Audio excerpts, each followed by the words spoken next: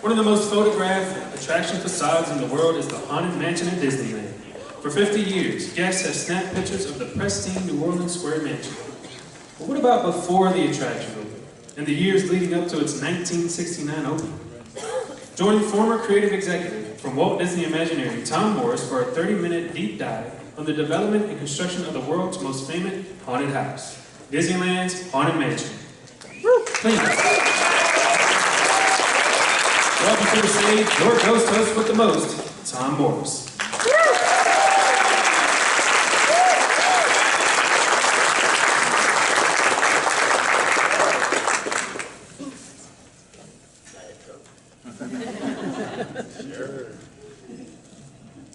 Can you hear me?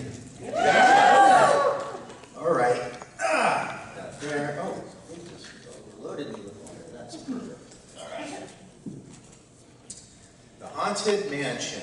All right. So, you've read Jason Sorrell's fantastic book. You've really, it seems like by now, all the information on the Haunted Mansion that can be known would be out by now. But I'm not sure that's entirely true. And today you're going to see just a little facet of some information that I guess I've been gathering ever since I started at Walt Disney Imagineering a long, long time ago. Here and there, gathering little, stories and snippets of information. And the reason I was doing that wasn't necessarily because I was a Haunted Mansion freak, although I consider myself probably one of the first ones, having grown up in the 60s and being one of the kids that would drool on the gates, on the front gates of that beautiful mansion house. And so when I started, and then, there were all these rumors. You've heard about all the rumors that we heard about when we were growing up, about people, they opened the mansion and then they closed it. It was too scary, someone had a heart attack, someone fell in a snake pit, all of these, and those were the rumors. And they were very strong rumors. They were rumors that were persistent before the internet and before social media. So when I started at Imagineering, I was just kind of curious, is there any validity or any veracity to any of that? And in my, kind of quick research on that, between projects, like on my lunch break and stuff like that, it was, pretty quickly, I discovered that there was no veracity to any different versions of the Haunted Mansion. They never built, a show, opened it up, and let people in, and it was too scary to rethink it. That never happened. But what caused all of those rumors to be so persistent? Sometimes there's some kernel of truth or something that may have happened that may have caused people to misinterpret something. Okay, so fast forward years later, many, many years later, I started doing some historical work, and I thought it'd be kind of fun to assemble all the information that I've gathered over the years on the Haunted Mansion. And as a kid, I always liked the National Geographics. I forgot to do this. Wait. We're going to hear something in a second, or maybe not. No, there's supposed to be audio. Oh well, we'll go back to that previous page of the National Geographic. We'll try this again one more time. Welcome. That's what I forgot to do. Welcome. Well, come in. Welcome, foolish mortals, to the Haunted Mansion. All right, so I was inspired by the National Geographics, which, as a kid, you'd thumb through these fantastic magazines, and they would take you through archaeological ruins or the history of, civilizations in Egypt or Greece, and through acetate cell overlays, you would see the progression or regression of certain events or certain civilizations. And I thought it would be really cool to do something like that for Disneyland, and so that's actually something that I have planned for later on. But in the meantime, the Haunted Mansion, it seems like a perfect little thing, to do as a sampler for that archaeology series, if you will. And so this is a few things you didn't know about the Haunted Mansion, and I'm focused on the time period, actually between 61, 62, and when they finally opened it in 69. And so I'm not going to be covering the Ken Anderson version of this. There's another expert like me, a couple experts like me who are very focused on that 1957 through 1959 development. But I do want to go back to 1957 to something that Walt said, which is this, you know, the public likes to be scared. And I think we all agree with that, right? We don't want it all to be happy and silly. We think, you know, there needs to be some good thrills in there.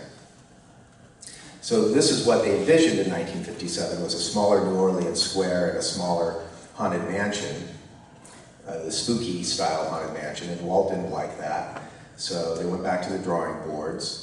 And in 1959, what happened was, of course, they opened up the Matterhorn and all those great developments in Tomorrowland, the submarines and the Matterhorn monorail, etc. And that was a huge success. It boosted attendance tremendously, but now the west side of the park needed something. So it was time to do something over there. And so not only did they start thinking about the haunted house, as it was called back then, for 1962 to 1963, they were also talking about the tree house, the bird cafe, which became the tiki room, and some enhancements to the Jungle Cruise and New Orleans Square, including some kind of a pirate walk-through attraction. And they even distributed this little brochure at the end of 61 and through 62, announcing all of these different attractions on a different page. And then the last thing, you know, kind of the icing on the cake was the Haunted Mansion, which would open in 1963. And in order to do that, all that wonderful stuff, they needed to expand the park. And they pulled the railroad tracks out, and they dug two gigantic holes. One hole was for New Orleans Square, and the other hole was for the haunted house or haunted mansion.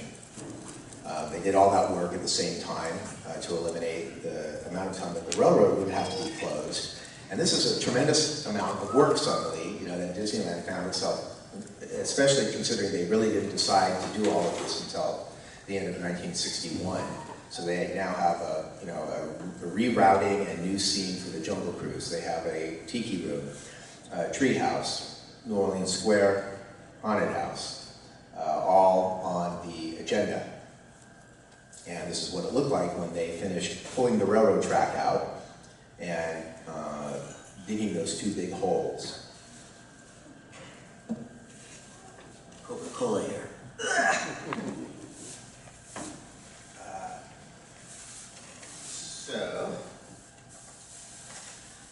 Today we're not going to talk about the pirates. That's another presentation.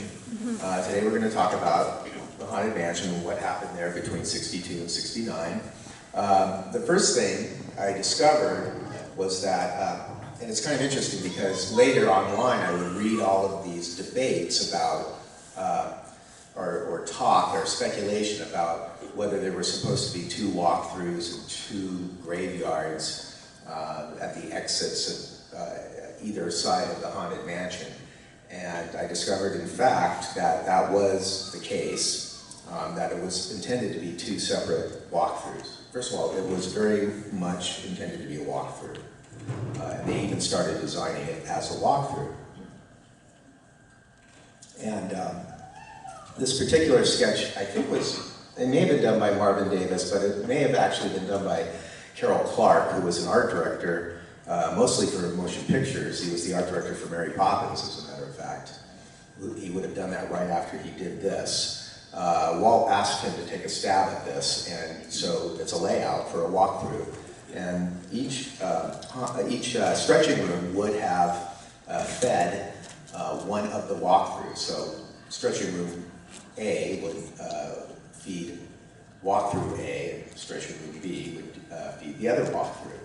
And on non-busy days, they would only have to operate, one stretching room and one walkthrough. And there are lists that Yale Gracie put together, basically of all of the special effects that he was in the process of putting together, purchasing materials for. They purchased the glass back then because they knew they were going to do some sort of a ghost glass effect.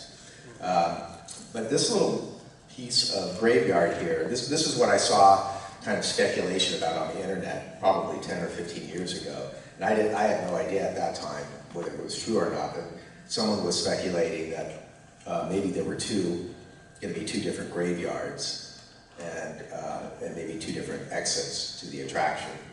And that turns out to be true. And going through drawings and going through construction drawings and structural, the structural plans that show where the concrete and all of that goes, there were to be three, they call them leave-outs, basically holes in the concrete retaining walls that led out to each graveyard. And in discovering another, one of the many treatments for the Haunted Mansion, there's reference at the end of this walkthrough experience to find your way out. You have to find your way out. So that was something that they obviously kept, that idea, but moved it into the stretching room. But the idea was that there'd be a little kind of a maze at the end of this experience, and you'd have to find your way through this quick little maze. It was probably only intended to be like a 30-second or 45-second experience, and then eventually you find your way out into the graveyard, and then there'd be more experiences in the graveyard. So these are photographs you may have seen online of the house rising, and this would have been the middle of 1962. And this is a photograph that was in the E-Ticket magazine. This is taken from the railroad track looking down into the basement, what would be the basement of the Haunted Mansion, with a metallic tunnel. The tunnel is mostly made out of metal, going in and out of it. And then in the middle of it, they created some rock work eventually, but they piled the whole thing up, with dirt. So you never see the train going behind the Haunted Mansion, and there's references in some communications that I've seen where Walt specifically, he specifies that he does not want, people to see the train going behind the Haunted Mansion. He wants it in a secluded, kind of cozy little corner of the park, where you can imagine that it would be, in the Garden District of New Orleans. These three little holes here in the concrete are three of those leave-outs or exits that would have led into this graveyard, which would have been at a much lower level. So if you're in the queue right now, if you're in line for the Haunted Mansion, you look down that mausoleum into the, and you see this little door that goes, into the hill, which is an exit to the attraction. That was originally going to be the level. That whole area was going to be down low at that level, and that was going to be one of these little exits to the attraction. So throughout '62, this mansion is rising, and finally around October, November, it's almost done, which is when this photo was taken, which is from the Bill Martin collection of photographs, which somehow made their way onto Daveland. So you can see several more of these pictures from the Bill Martin collection on Daveland. And they're quite remarkable, and you can see evidence and examples of this south graveyard, not much on the north graveyard, which is now where the exit is, the real exit. But these are great, beautiful black and white photographs. These are publicity photographs. The one on the left is, they left a ladder out there on the balcony. And before they even put the grass down. So this is probably November or December of '62. So people say that they, finished this house in '63, but it was really the end of '62. Walt wanted it pretty well done by the time the treehouse opened, which was in November, because he knew that there was going to be a big ceremony and that they'd have the press there in the park. The photo on the right is from the Arboretum, and it's from a series of photographs that a botanical photographer took. And the other photos were used in the Bill Evans book about flowers for the park, and this is one of the photos that they have in that collection. This is a Marvin Davis elevation of the house.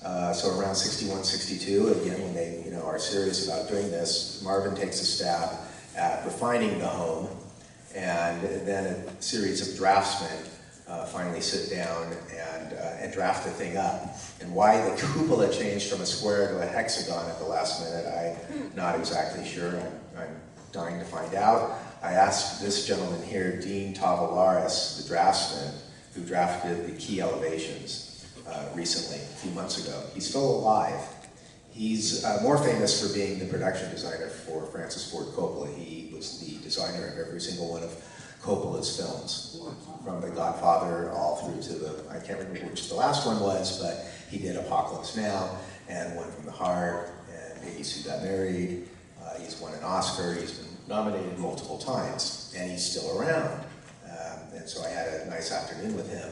And it's amazing how much he was with WED for almost 10 years, and worked on the Matterhorn, he worked on almost everything. And I asked him about this specific issue with the cupola, and he said, I can't remember. By the time I was working on this, I was so anxious to get out of the amusement park business and into films. And he said, now, of course, had he known, he would have loved to have stayed with Imagineering, you know, and done some of that. But he cannot remember exactly why that happened. He said he could barely remember working on the Haunted Mansion. Right after this, he worked on, I think it was, he was the assistant art director on The Parent Trap. This is a section of the house that shows you, oh, so this is another thing that I always kind of wondered about, just out of curiosity. Were the stretching rooms always in that house once they built it? And I asked, you know, trying not to be too much of a nerd when I started my job, because being a Disney nerd was really something you did not do back in the 80s. And, but, you know, I asked several people about this who should know, and they all said, no. It was never anything except a house, just a house. You know, we never did anything until much later. And it's like, well, it'd be awfully hard to retrofit that elevator into that little tiny house. So in fact, it was designed, you know, all along with those two elevators in place, and the elevators were built in place with it. So along with the house were the two elevators, not finished out with the paintings and the wallpaper and the paneling, but the mechanisms were there the whole time. And of course, those are there to take you downstairs into the rest of the show. And they even did drawings for the foyer. My other question is, did they finish out the foyer, since they kind of finished everything else? And they really thought they were going to open it in '63. I mean, they wouldn't have built, I don't think they would have built the house at all if they had not, you know, felt that they were actually going to open this thing up soon. So, and in a lot of inter-office communication, they are talking about opening it up in '63. Oops, we might miss the date, it might be '64. Oops, it might be the end of '64. Now it's '65, etc. And so, of course, all of that just equaled torture for us who grew up in Southern California, wondering what the heck was going on with this thing, and waiting around at the gates for this thing to open, and listening to the rumors. And sometime in '64, it might have been Walt directly asking Marty Sklar to write this little piece that you see there in the lower right-hand corner, you know, telling everyone that Walt is basically, you know, interviewing ghosts and looking for people to move into this retirement home. And that became a classic piece, of course. And it was, Haunted Mansion was even promoted in the souvenir guidebooks and in other ephemera. Trading cards, there was a series of trading cards. 1965, that came out, that included the Haunted Mansion, said it would open next year. So we were teased, constantly teased and tortured as little 9, 10-year-olds. And I think it was photos like these, you know, that showed people, like, what are they doing there? This is pictures taken in 1967. It's another Daveland photograph. And there are people and supervisors hanging around the yard, the front yard of the mansion, just hanging out. And, you know, what's up with that? So, another thing, this is a weird, you know, I found this a little interesting piece. That's the railroad trestle. This is where the show building would one day arise. And like strange goings on, going on in and around the shell of the Haunted Mansion. What the heck is this? Well, it's Jonathan Winters. It was part of a Jonathan Leonard special in 1965.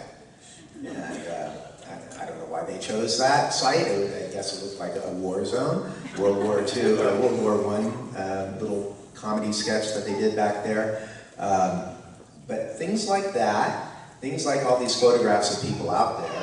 But the other thing is they would have needed to test these stretching rooms from time to time. They're hydraulic, they need to be operated probably every several months just to operate them. But also, a friend of mine's uncle was one of the engineers for the stretching rooms, not working for Disney, but for a contractor, and he showed me some communication going on that basically said they had been testing those stretching rooms and there was an issue with the cabling system. And also, if they operated the two stretching rooms at the same time, one going up and one going down, it torqued the house. The whole house would shake and go through this torquing. So they had to come up with another plan and do some reinforcing in there and redo some of the cabling. And so that would mean that you'd see construction trucks go in and out of there from time to time. Probably not from the front, probably from the back, but employees can also be the source of lots of rumors, so they see work going in and out. They needed to do some work on the trestle, on the concrete train trestle, and the columns that support the train as it runs through that complex. So there'd be jackhammering going on around 65 and 66. And so there was work. There was work going on. They may have to test those stretching rooms with people going in and out of them, with maybe with cast members. Maybe they brought some guests in there. Maybe they brought some VIPs in there to show them off, or the board of directors, which is something, having worked at Imagineering now, we bring the board of directors through some of our construction zones and sites and give them a little preview of whatever's there to date. So, well, here's another interesting thing.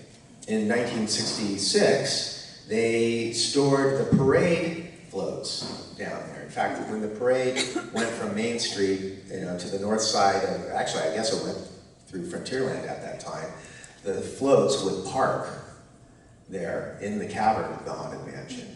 And you can see right there the floats. There's, mushrooms, and this is like Fantasy on Parade, I think. Santa Claus and gingerbread men down there.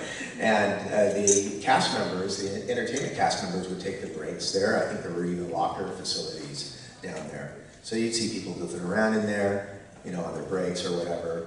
And, who knows, maybe someone twisted an ankle one time and had to be taken to first aid, and that could be a source of rumor mongering.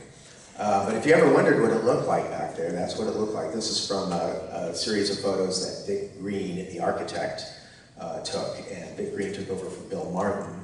Bill Martin is the architect of record on the Haunted Mansion, although many, many people were involved with the design of that actual house. And when Bill Martin, around 1965 and 66, finally they were going to start up the Haunted Mansion project for real.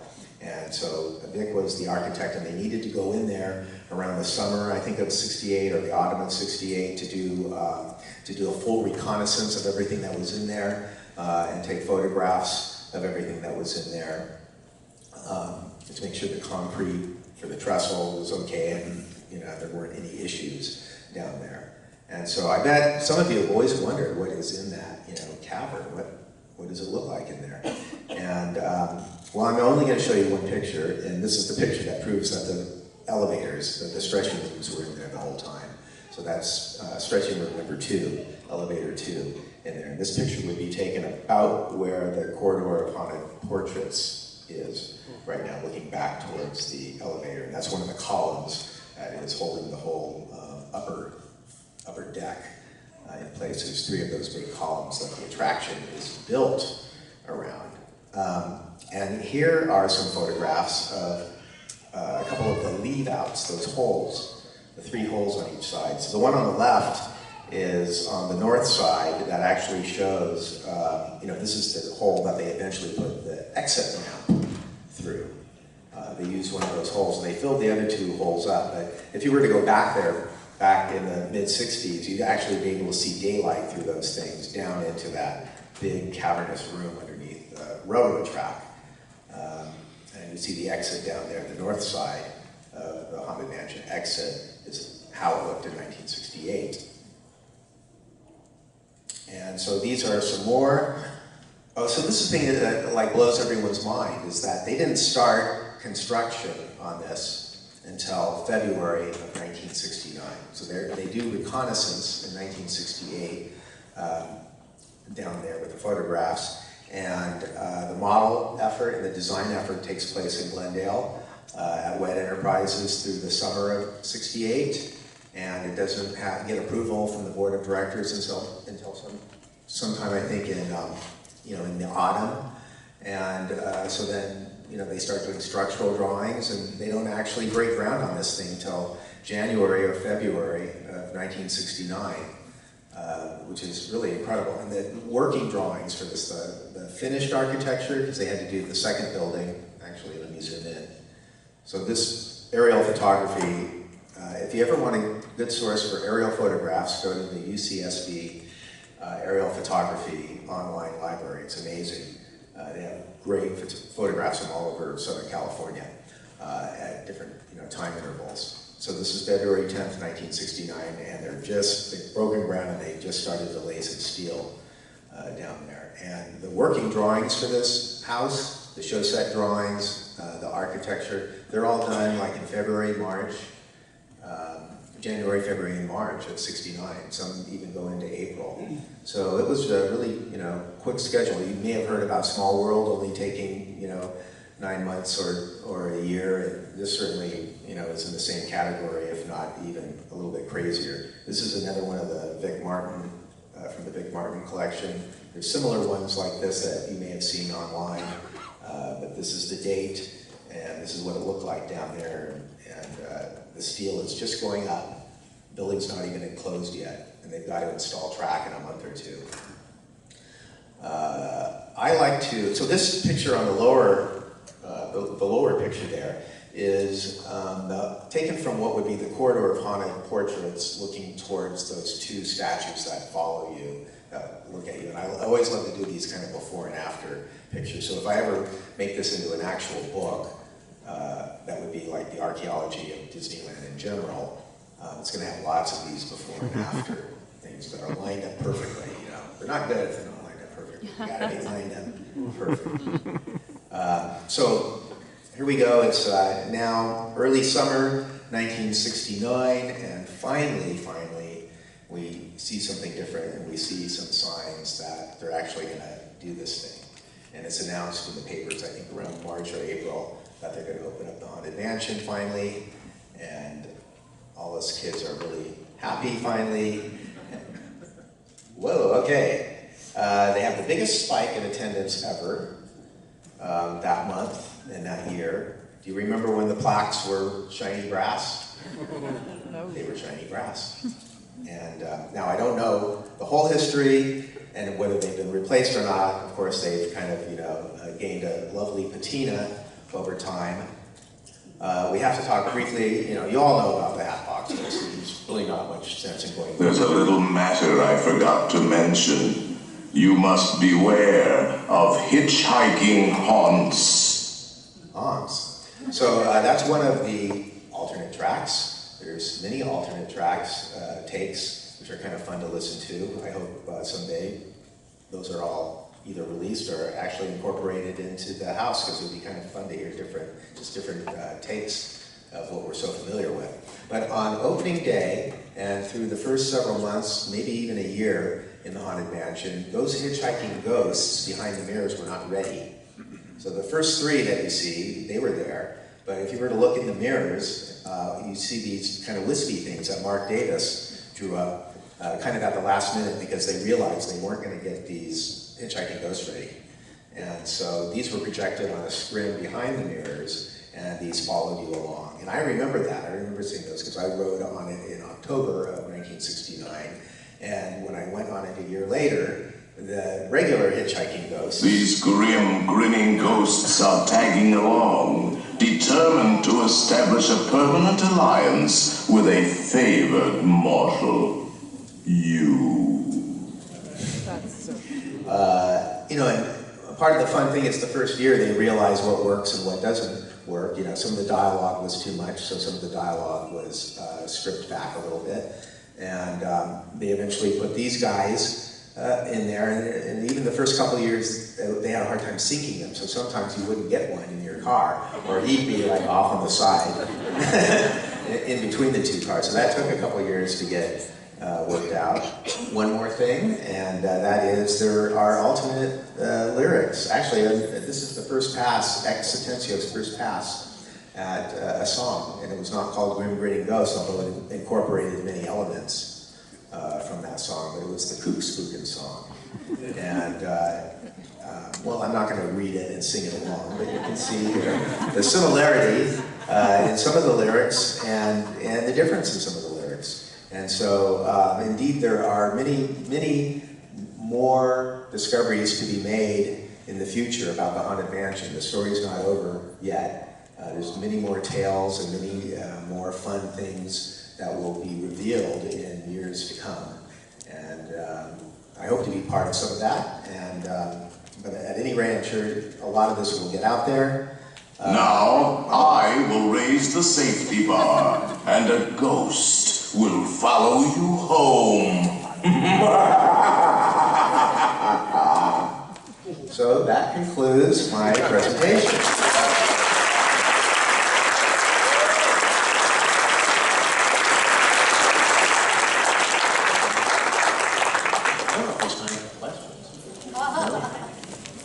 Can we take questions? Is there time? Are there questions or not there questions? I see an arm. Yeah. One question. You're a lucky guy. I'm so lucky. My favorite rumor is the one that the hearse out front was used for Robert F. Kennedy. Do you have a favorite rumor? Yes. That favorite rumor has some basis in reality. My sister told me they're not going to open it ever because Walt is going to move into it. Which is obviously a mistranslation of he was going to move into that suite of Pirates of the Caribbean. And I grew up in Orange County. There were a lot of Disney executives in the hood. And I imagine a lot of, overheard dinner conversations about the status of things in the parks, and some, daughter or son of some Disney, Emile Curie, for example, his daughter went to my school, Joe Fowler, there were a bunch of these guys down there in Orange County, and so it could be, a lost in translation tale, but that was my favorite one. And the sad part about it is when Walt passed away, I was sad, but then I went, well, maybe they'll